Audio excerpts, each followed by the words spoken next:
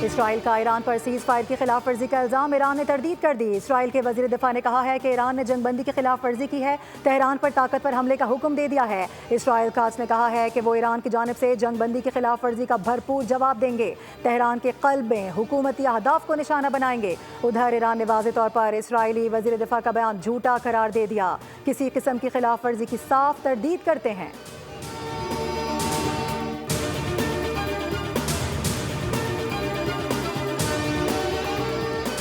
Iran और Israel दोनों ने सीज फायर की खिलाफ वर्जी की। मैं इसराइल और ईरान से बिल्कुल खुश नहीं। इसराइल बम न गिराओ, अगर तुमने ऐसा किया तो संगीन खिलाफ वर्जी होगी। अमरीकी सदर डोनाल्ड ट्रंप का सोशल मीडिया पर पैगाम दावा किया कि ईरानी एटमी तंसीबात को तबाह कर दिया है। ईरान एटमी प्रोग्राम दोबारा शुरू नहीं कर सकेगा।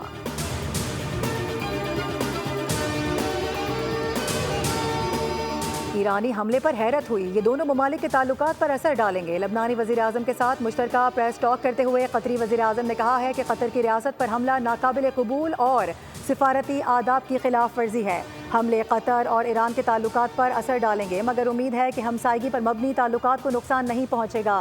लबनानी वज़ीर आज़म ने कहा कि हमले पर कतर के साथ इजहार यकजहती करते हैं, जबकि इसराइली हमले ईरान की खुद मुख्तारी की खिलाफ वर्जी थे।